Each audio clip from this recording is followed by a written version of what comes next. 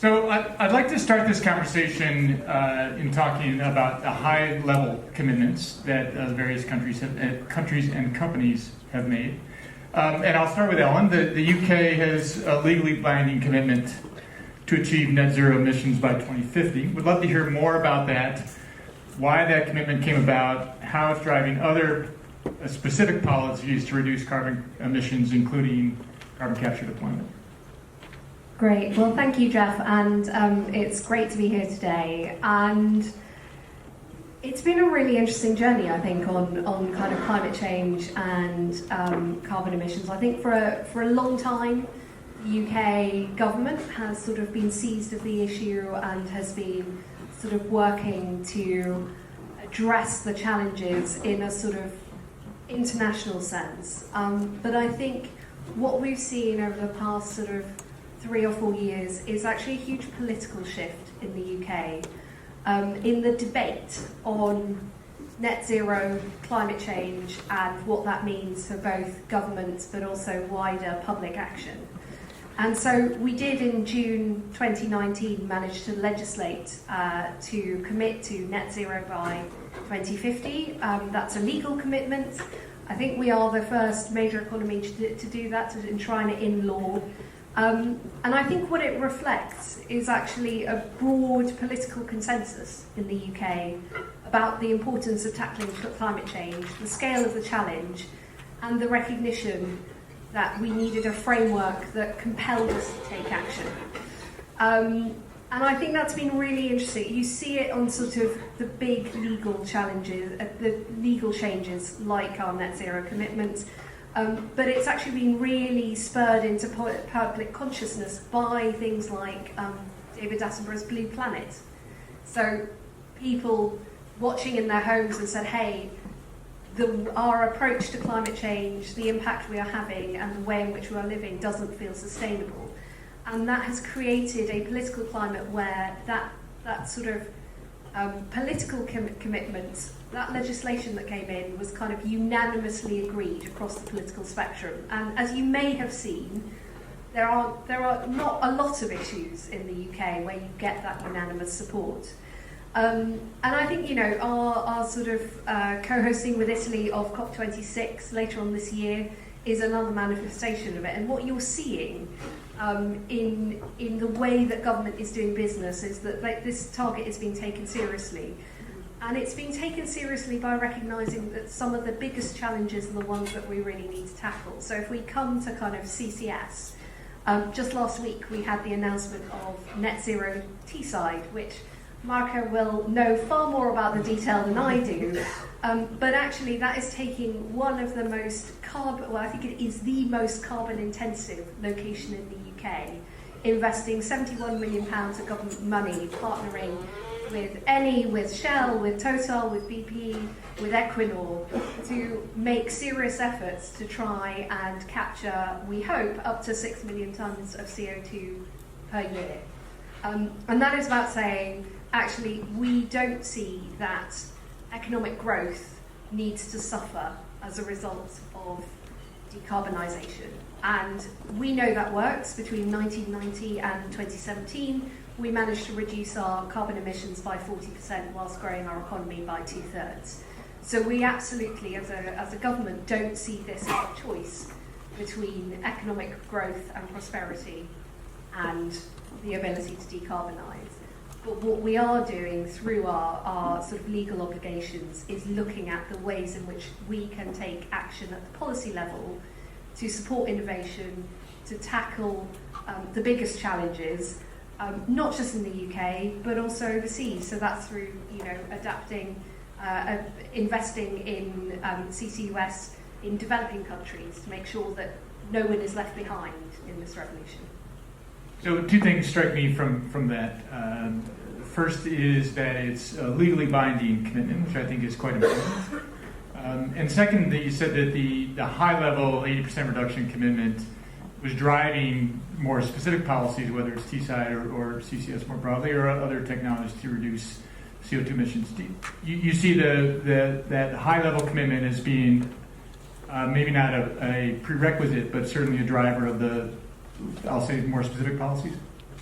Well, I think it's certainly there as a driver. I mean, once something is legally in the system, it actually holds the government to account. I mean, in a way that is sort of can be sort of taken to the courts if it's not happening. But I would also, I mean, you know, I think what we're seeing is it's sort of a whole of government effort across the whole of government in a way that may not always be visible from the outside. So my role in the embassy, for those of you not familiar, everyone always asks, what on earth is a deputy head of mission? The best way to explain it is to say that the ambassador is the CEO and the DCM is the COO, so responsible for running the platform. And one of the things I see in that role is how it's, you know, the government's commitments are driving our internal policies. So in the embassy here in Washington and across our US network of 8 consulates, we've made a commitment to go avoidable single-use plastic-free by the end of March. And we have spent money, time and effort on making that happen because we have a policy commitment to making sure that the way in which we do business matches our rhetoric and our ambition. And for me, as someone working within the system, you know, that really is the sign of quite how seriously this is taken. We saw in the Foreign Office in London, in headquarters, there was a question about how much we could reduce single-use plastic, for instance, in response to staff coming in and saying, hey, what are we doing? And everyone said, oh, it's really tough, it's kind of hard. But actually within a year we reduced by 80%, and we are kind of closing on 100%. Because actually, we said it may be difficult, but let's actually do something about it, whether that is fining people if they are having coffee in single, non-recyclable cups, to making sure that none of our meetings have plastic water bottles. And that's the kind of commitment that flows through everything that we're doing and the way in which we're doing it, not just our high-level commitments. Right, very good. Great. So we're going to take the metaphorical train down under the English Channel and continue down through France down to Italy. And Marco, Eni is based in Italy, operations worldwide. Likewise, last week your CEO made a commitment on an 80% reduction in greenhouse gas emissions also by 2050. So start, if you would, by telling us about that commitment and what facilitated or drove that commitment. Well, first, thank you and the CCS Institute, the Global CCS Institute, for this wonderful platform for discussion. It is indeed true that also at the corporate level we feel we live in that very moment that everybody having dealt with the oil industry knows about since Sheikh Yamani told us. It's the point in time in which you're starting considering using something else as a stone and moving away to a different age. Issue is moving out of the age of stone was easy because stones were not clever. Whereas the oil and gas supply chain is a complex, articulate, clever, pervasive, and it is guaranteeing global prosperity and global access. So clearly, devising a strategy that bridges the present to the commitments of the future cannot be done piece by piece. It shall be an organic strategy. I think this is the grounds on which the strategy that Eni has been presenting last week are based. Having a 2050 vision, which was the first ever presented by our company, encompassing the entire set of businesses that we operate in.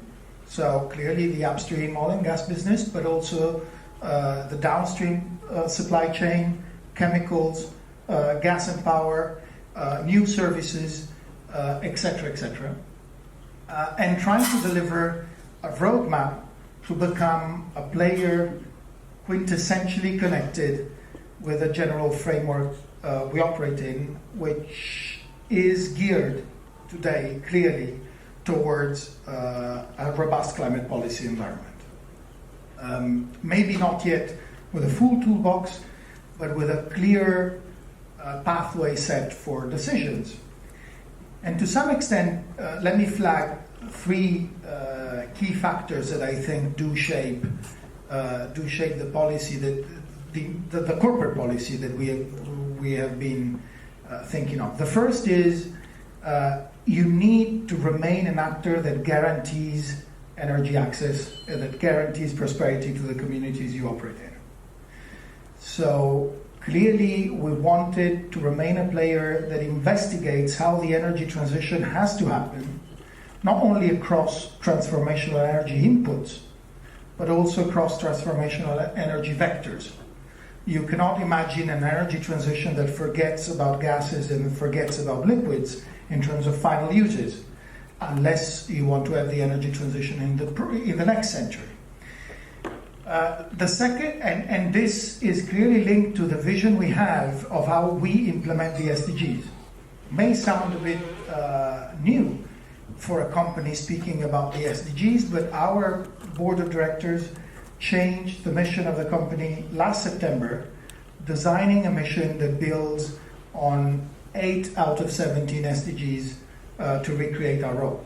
And if you consider that Eni operates historically in a number of African countries where we operate, we say, with a dual flag, that is the flag of an international oil company but the flag of a local energy player, you realize how objectives such as delivering access to energy, delivering good environmental conditions, delivering good and healthy jobs, delivering gender equality are intrinsic to a development model. A second component is definitely the one of integrating supply chains into a full emissions reduction strategy. We set out the commitment to be at minus 80% of our emissions in 2050 at the group level, and reducing our energy intensity, so including scope 3, by 55%, which is below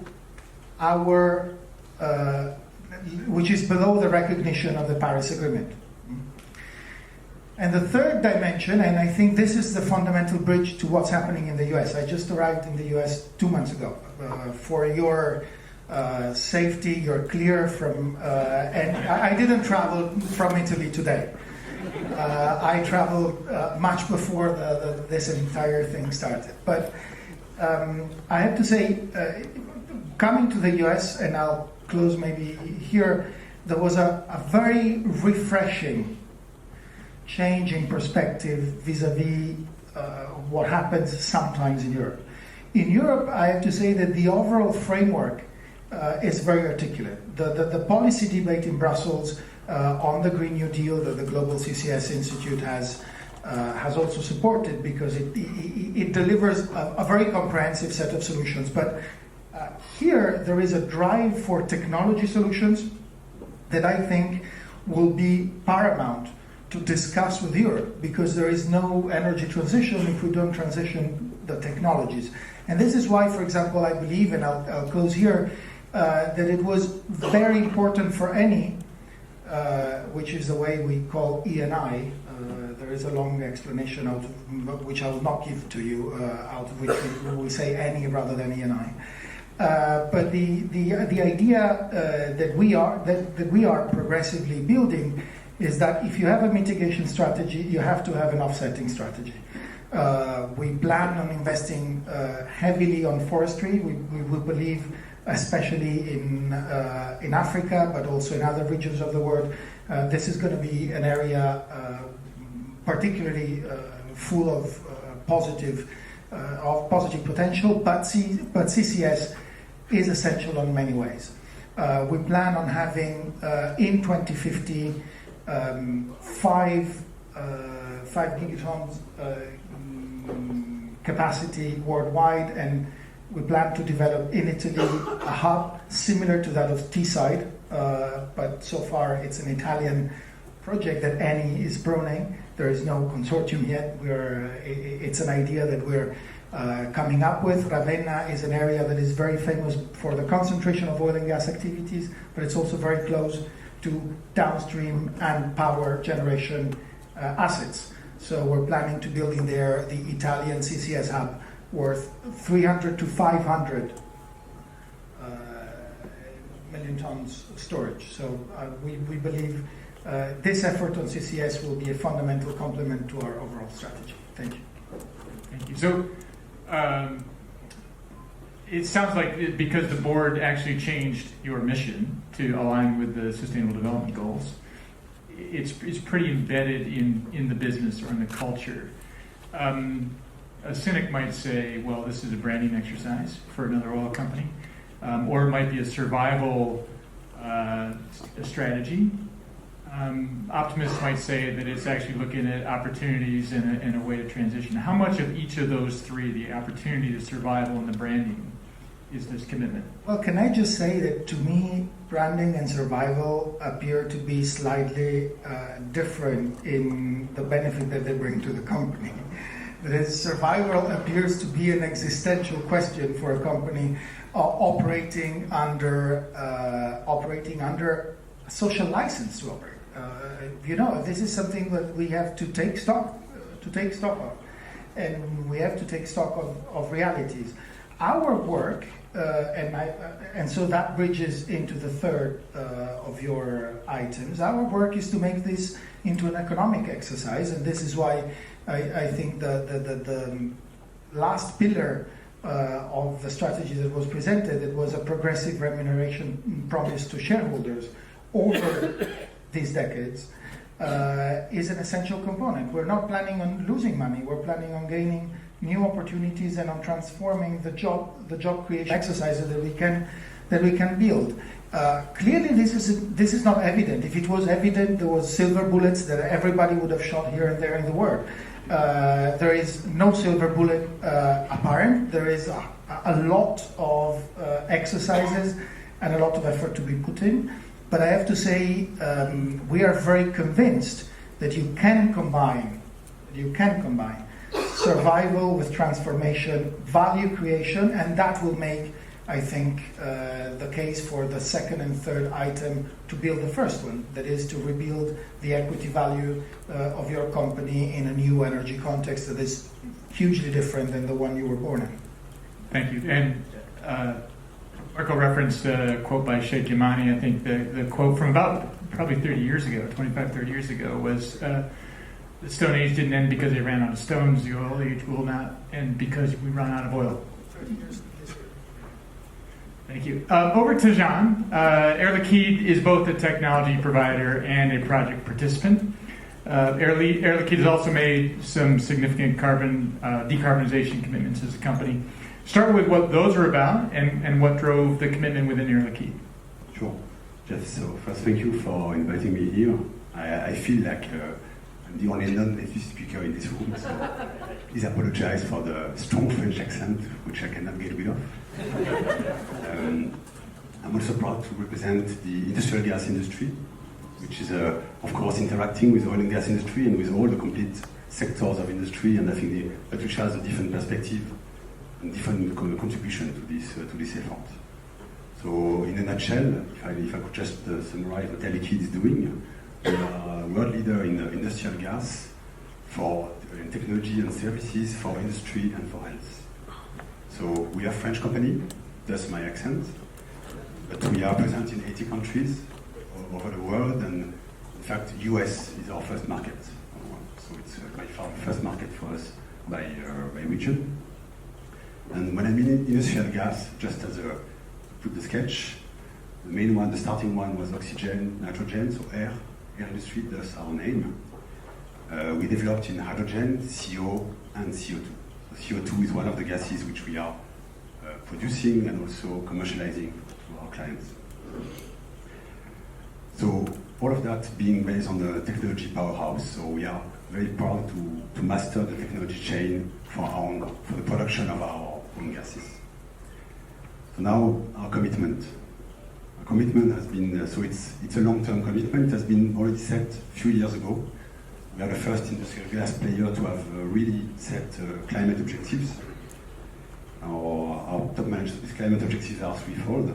First one is reduce by 30% the carbon intensity of our assets between 2015 and 2025. So to reach this ambitious goal, we have, of course, to rely, as everybody on efficiencies in our operation. We are strong. We have a lot of assets consuming a lot of natural gas, consuming power. So this will be one of course, the base axis from that. Of course, it's not enough. We have been doing that for years. So keep doing that will not be able to reach us this minus 30% carbon intensity reduction. So the second one, which has been implemented in the US for the first time, is to buy renewable energy. So we have set purchasing power agreement for renewable power in Texas. So that's really a very powerful tool for us to access to reduce our carbon intensity. And the last one, which is the one we're talking today, is decarbonize our assets. What do I mean by capture? To close the loop, we need to capture the CO2 that we are producing, or a big part of it, if you want to reach our objective in now 5 years. So already we are in the middle of the game, and we are going to reach it, but we cannot reach it if we are not able in the next years ramp up some carbon capture projects, being directly involved as a participant or as a provider. Second one is, that's a transition, is we have to develop low carbon. Our second mission is to develop low carbon solutions for the industry. So we are working with, of course, for our assets, but also for the assets of all our clients. So our clients can be refiners, can be natural gas producer, can be natural gas terminal, can be our steel industry, cement. So we are touching most of the, let's say, industrial gas production which are using our molecules. And we know their process, we know our molecules, so we know how we can help them to optimize and to develop, to further reduce their CO2 contribution, their CO2 emissions. So for that, we have a set of technologies. I would like just to highlight our key technology, our flagship technology, which is CryoCap. CryoCap means cryogenic capture. So we are capturing CO2. Mostly, I think it was first developed for SMR, for the assets that we own, which produce hydrogen, and where we have to take care of the remaining CO2. And CryoCap has been implemented already, has been started at a commercial level. So 0.1 million ton per year CO2 capture, so or CO2 capture. So of course we have to ramp up that, but this is ready for scale up, and it has been in operation since 2015. So we can see that this effort was part of the first wave we mentioned, 2010, before the drought. This is where we really started to invest on the technology and also on the assets. So this asset is operating currently in France, north of France. It's part of the industrial operations. Since 2015, we are supplying hydrogen to Erikson refinery through our SMR, and we are capturing the CO2 for the use of commercial use. This is the technology which we want to ramp up, scale up to other applications. The last point of our roadmap is society. Society, I think if I can bring the French touch here, we see that we have a lot of drivers, of course, shareholders, regulation, everything is driving us. But one thing which is driving us also recently is our employees, our young employees. So we see that in order to attract the best talents, it is really helpful to motivate them with carbon capture, carbon technologies. So this is quite a good asset for us to, so it's maybe necessary, maybe also survival, for us to be able to have the younger generation to be really part of this journey. I think that's in this low carbon society, of course, we talked a lot about hydrogen. Biomethane is the solution. Blue hydrogen is really for us the key to reach for the society this objective. So of course, I think we might have a chance to discuss that later, but blue hydrogen is really the key effort for us in the future. And we'll come back to that. Great, thank you. So Brad, based in Melbourne, Australia, and you travel frequently around the world. Where else outside of North America and Europe are you seeing strong government commitments or corporate commitments to decarbonization? Yeah, thanks, Jeff. And Jean, I wish my French was half as good as your English. In fact, it's not even a tenth as good. So I guess that the region of the world that's really missing from this discussion at the moment is really the Asia Pacific, and I think there are probably three standout things to talk about there. The first, which I'll touch on fairly quickly and was mentioned earlier today as well, is the commencement of operations back in September of the Gorgon project off the northwest coast of Western Australia.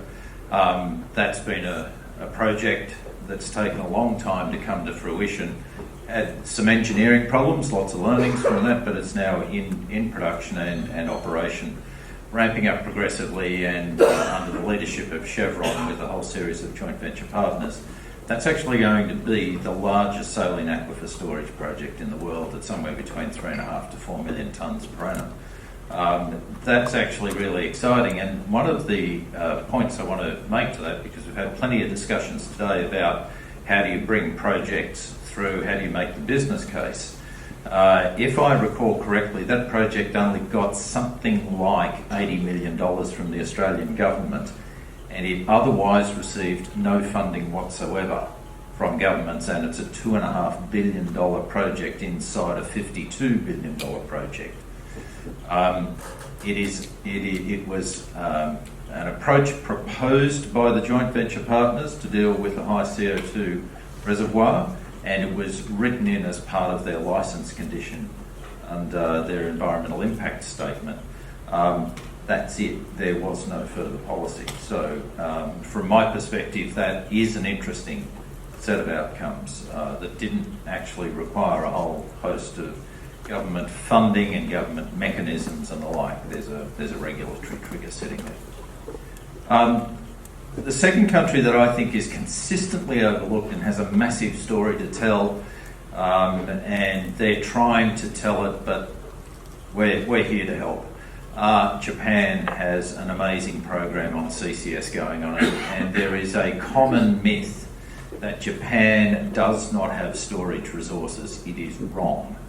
They have just concluded at Tomokamai, to the south of Sapporo, an offshore pilot storage project off a steam methane reformer of 300,000 tonnes captured and stored, and has ridden through 2 earthquakes, done precisely what they expected, which was simply automatically shut down, absolute integrity assured of the storage facility, and it continues. It's also a big story about community engagement. The local fishermen were troubled about the whole idea of this, so they did a directional drill from onshore to offshore over 2 kilometres, so that there is actually nothing in the offshore aside from some monitoring equipment on the seabed, and made the fishermen happy as a result.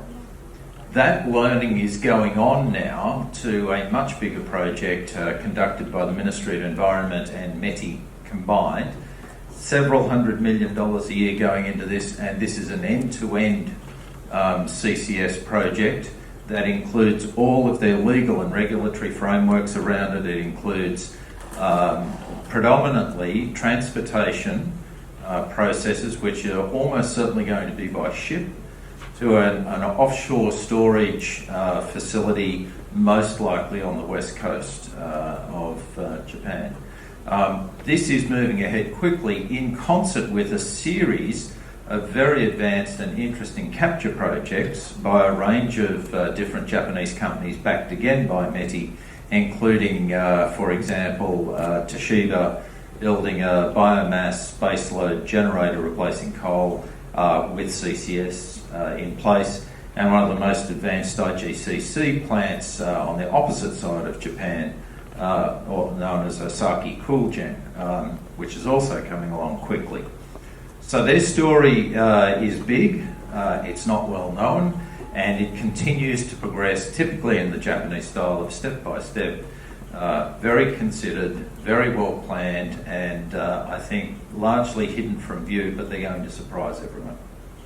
And you couldn't be in this region if you didn't talk about China. And I think the Chinese story has been an interesting one for me. Everybody seems to think that China should be doing CCS on power plants because we hear about the large numbers of coal-fired power plants that are unabated and that they're still building more and the like. But that's not actually where their focus is for CCS, and it's largely, in fact almost entirely around cost, that they are so sensitive to price of electricity. Their focus is much more around some other very high emitting sectors, largely their very big coal to chemicals industry, and increasingly we've been working with the Chinese government, who are a valued member of ours, around CCS on steel. They're very focused on abatement in the steel sector, and from my perspective that's where their priority lies at the moment. They do have 2 operating CCS facilities in the coal to chemicals area.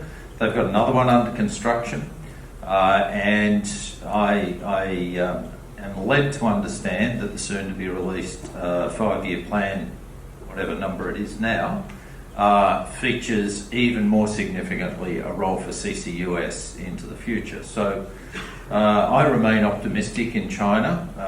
I think there's an awful lot going on, and they've taken several initiatives in the past 12 months to actually raise the profile of CCUS and to have very direct advisory group to the Ministry of Ecology and Environment, comprising not just academics but also people from the Chinese business world, which is a mix, interestingly, of state-owned enterprises and private sector. So I think they're the big ones in Asia Pacific. And Jeff, lots of commentary today from those of us that were in Riyadh last week. And I would just want to say that I think between the Kingdom of Saudi Arabia and Abu Dhabi and the UAE, there is a completely different conversation going on now about decarbonisation, about the utilisation of CO2, and the circular carbon economy is something that the Kingdom of Saudi Arabia has put squarely on the table for G20. There's a range of us working with them on it.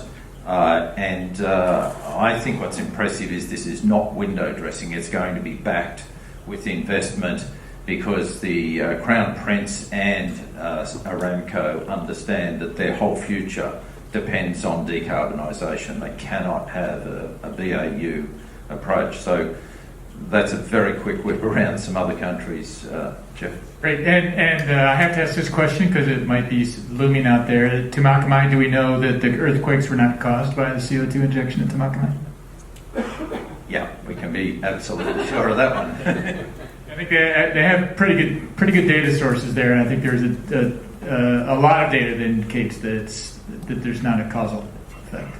Yeah, the epicenters are well away from where Tamakamai's well is. One of the other things you can see, though, unless you're versed in Japanese, it's a little hard to understand. But all of their data is actually available online real time. And that was part of the commitment they gave to the local community, that they would be completely transparent about their operations. Great. Thank you. Let me come back to Elin. Elin, UK is hosting COP26 in November. I'm wondering what we can expect and how your decarbonisation strategy will affect the agenda, and perhaps how Brexit will affect the agenda of COP26. Well, that's a great question. I'll start with Brexit, perhaps. I think one of the misconceptions about Brexit is that it's, about turning inwards. And I think actually COP26 and our leading role in that, in co-hosting, is absolutely the sort of the counter argument to that, which is, actually we don't see exiting the EU as leaving international partnerships, turning away from leading international efforts. The fact that we are co-hosting with Italy also says that we are leaving the EU, we're not leaving Europe. And so actually I see COP26 and our ambition there as sort of part of the UK's sort of global Britain ambitions. We do think we've got a really good story to tell. We have put we put our money where our mouth is in terms of the legal framework domestically. For us, the aim is to use COP26 to sort of help back up the commitments that exist already and make sure that they are actually granular, deliverable, they're realistic, and they are not just for governments. I mean, I think this panel has kind of shown that this is not an effort. Decarbonisation will not be achieved by governments acting alone.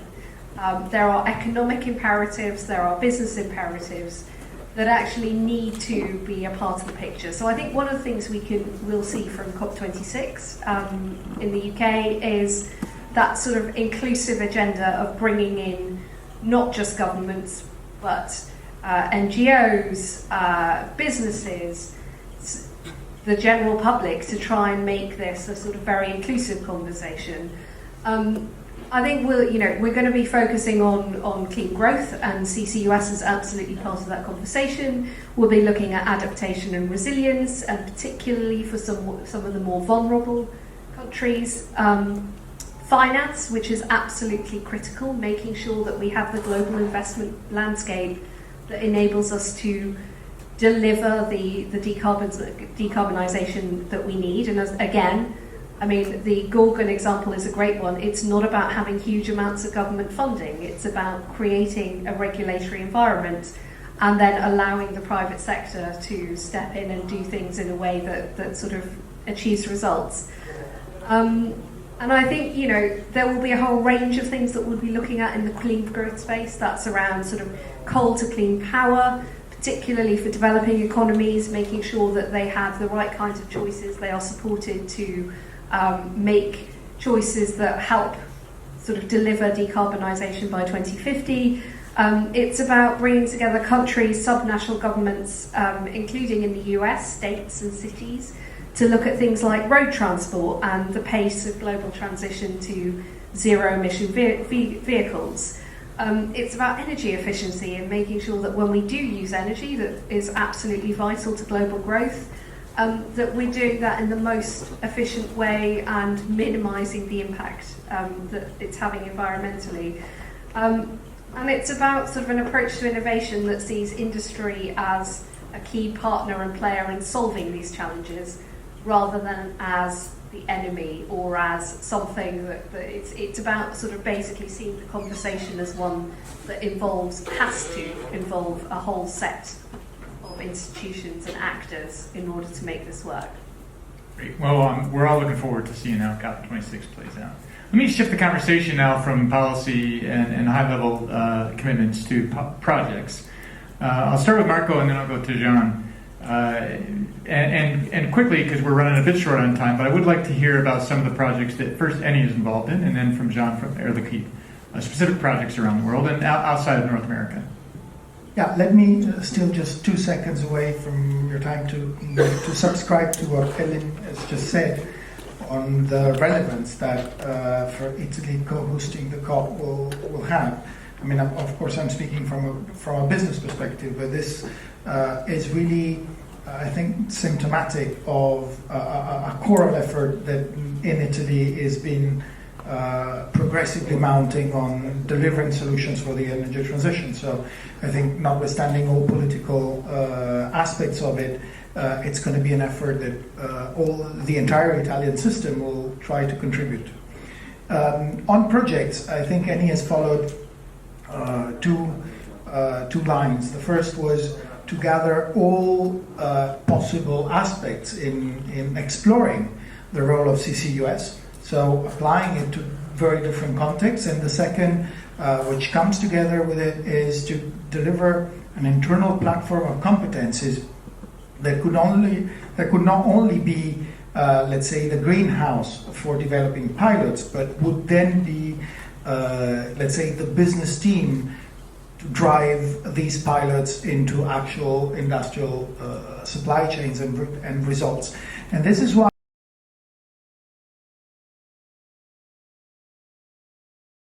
engineers, so I will happily take any questions back to the team. Good news is even folks like me who are no engineers have today to have CCS very high on their priority. So I think that tells you something on how the company is spinning this conversation. But what we did was clearly, first of all, taking stock of partnerships. Elin mentioned Teesside. which was clearly a very important news last week. Let's say the breakthrough decision to go on with this very important project where Eni is bringing a depleted reservoir and the management of it in the consortium. But again, if we move along, still in the UK, we do have a project across to the west coast in Hynet, where again we cooperate with competencies of reservoir management, but we cooperate into a chain that also has blue hydrogen into the picture. We're not the ones delivering it, but clearly it was a very good observation point for us. If we move globally, we have built recently, but quite solidly, a very good partnership in Abu Dhabi. And again, in Abu Dhabi, we will be, I would say, information technology methodology providers to our local partners for their own EOR CCS project. And here is where we do see a differentiating opportunity we have. Eni has an historical good standard of reservoir management competencies, I would say, thanks also to the link with the digital exercises we activated two weeks ago, the most powerful supercomputer in power hands in the world, in Pavia. And that mainly deals with reservoir management, of course, in the upstream exploration and production businesses, but this is also clearly a platform that we plan on using for this. In Ravenna, as I mentioned, on the northeastern coast of Italy, we're planning to develop a hub that is capture in our power plants and in energy-intensive industries close to the seashore, then transportation, and then storage in our depleted storages. And now a lot has been said on Australia, but there also we participate in a couple of projects, one on an aquifer, in which we are gathering a lot of experience and a lot of good partnerships with. So I think the name of the game for us is integration with the different business aspects, including the downstream bit, and integration with partners. So I think these two things combined really give you the feeling of a growing momentum and of a very good phase of the industry where propension to cooperate seems high and positive. Great, thank you. And Jean, talk a bit about Air Liquide's involvement in projects. Yes, so I'm an engineer, but I will not bother you with that. I think I'm fully in line with Marco. The trend or the willingness is to integrate, operate, and Air Liquide is open to any collaboration, on any cooperation on projects, wherever we can bring value, even with our competitors. I mean, this is not the time we are not in a commercial competition, we are really in the development mode. So we are open to all of that. If we are not talking, what we bring to the table, wherever they are, if we have CO2 assets, so our CO2 production capacity, our sources, our technologies, and also our expertise in the logistic of CO2, whether liquid or gas. So in order to illustrate that, you mentioned the European project. So of course we had Northern Lights already mentioned several times with eminent stakeholders today. So I will not go too much in. The only thing I would add to that is for Northern Lights, for those who don't know, the CO2 will be transported as a liquid. That's one of the important aspects from the technology and from the logistics side. But I would like to highlight two other projects which are also known, but maybe less. Porthos projects. So Porthos stands for, I apologize, Port of Rotterdam Transport Hub Offshore Storage. Yes, I did it.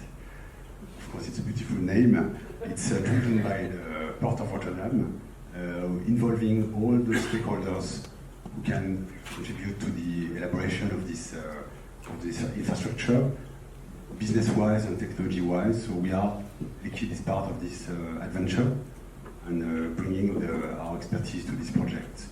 This project the transport will be by gas, pipeline gas. So I highlight that these are the two main ways for us to bring the CO2 to the storage area And I think we probably need to develop both of them. There's no selection to be made.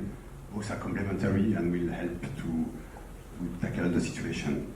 Maybe the last project, which is even less known, Port of Antwerp. So it's a kind of a sister project. So for this project, Liquide didn't make yet, on the contrary to the two other projects, we didn't make any official press release yet.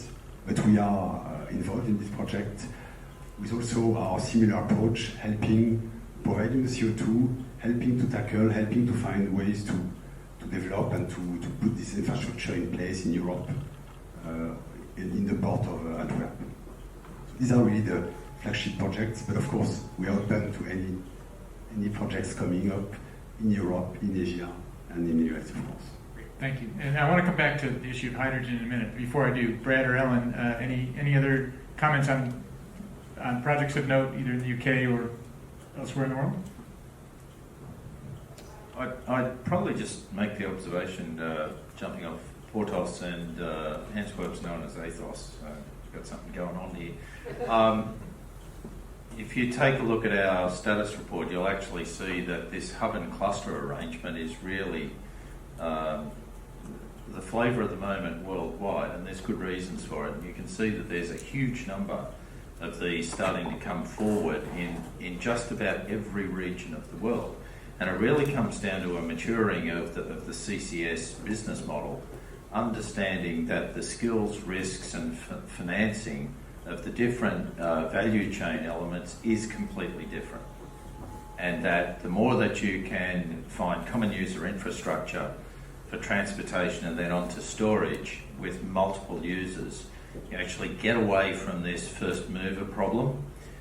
You move to a much lower unit cost set of outcomes, and you actually start to set it up as a business opportunity for those who specialise in storage, and that by and large is the oil and gas industry. And I think we've already talked about how Northern Lights is really the first mover in this area and exploring that business opportunity, but it is not the only one, and there are others around the world, and I think that's the other hallmark at the moment. Yeah, and I would say one other project that's just north of the border here in the US is the Alberta Carbon Trunk Line. That's been a little bit under the radar for the last several months, but as I understand it, the pipeline is complete. They're in commissioning right now, and they're sometime in the next few months they will announce the beginning of injection there. And so that's another hub and cluster approach where they've got two sources now in the heartland of Alberta, and they're looking for more industrial sources as well. Ellen, anything else to add from projects in the UK? No, other than to say that actually, I share Brad's excitement, and we share Brad's excitement about the sort of bubbling up of various projects globally, because actually it shows that there is a whole ecosystem developing, which is actually critical. So I could sit here and talk about UK projects, but actually, what's more exciting is the fact that these projects, in various ways, are springing up all over the place, because that's actually, from a UK perspective, something we think is really exciting for kind of generating the kind of solutions at scale that we know that we need. Thank you. Jean, you mentioned hydrogen earlier. I do want to return to that. I want to make sure that we're not overlapping too much with the conversation that we had about hydrogen earlier today, this morning, in a couple of the panels, but would be keen to hear your perspective on hydrogen and colors. Thanks, and I'm happy to start. Yes, Liquide is a founding member of the Hydrogen Council, and has been there very active. And this council now groups more than 80 large companies. And one of the conclusions of this council, which is available online, is that hydrogen will contribute to 20%, can contribute to the maximum, if we do it well, of 20% contribution in reducing the CO2 emissions by 2050. So that's the target, the cap, and the target is not the cap, what we are looking for with the hydrogen, so it's really key for us. And of course, blue hydrogen, green hydrogen, I think we need the blue hydrogen, we need the carbon capture in order to reach its objective. Green hydrogen will not be sufficient, that's very clear, and that's where we are focusing a lot on carbon capture. And really, if I look back to the hydrogen, what we are doing now as industrial projects, currently executing, and again, I should say, European company, but the project I will mention are in America, So we are, for us, investing currently 150 million on the hydrogen liquefier in Nevada, with a target to deliver liquid hydrogen to California for the automobile industry, so for the automotive industry. So that's one. And we also have a project in Canada using hydropower and a 20 megawatt electrolyzer in order to produce full renewable hydrogen for the industry. So these are the industrial projects currently in construction, which will be in operation in 1 or 2 years. So this is where we progress to the 2050 very challenging objectives. Any other thoughts that weren't covered earlier today on hydrogen and the role CCS plays in generating hydrogen? No, well covered through the day. Okay, great. Well, I'm gonna finish up with a lightning round. I'm gonna ask you to keep your answers to 2 sentences or less. What's the most important thing that those of us in the U.S. should be paying attention to internationally, and why? And I'll start with Brad. On CCS. I was going to say you can't limit that to 2 questions. The other thing is this would be a career-limiting move. I think I said it earlier today. I actually think the US needs to watch out for hydrogen. I think the US is in a place with such plentiful and cheap gas at the moment that it's convinced itself that gas actually is the answer, and not much of the rest of the world thinks that. In fact, most of the rest of the world sees gas as something that has a very limited future without CCS, and that in fact we're going to move on to hydrogen. Great, thank you. Marco. Well, I have to say 2 things. So the first is, and they're about the same in the US and elsewhere. The first is the business modeling. I have to say we have to take stock, also in Europe, for what was not successful in the past, if I may limit myself to this phrasing, and deliver something that delivers models for using CCS at the core of the areas where CCS is effective. So let's not focus on demonstrating this or that project, but let's focus on demonstrating this or that business model.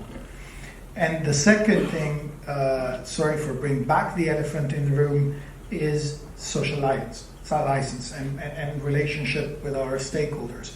The fact that we're moving towards a positive energy transition development does not give it for granted that our investment in any field and not in CCS will go unnoticed or will go unopposed.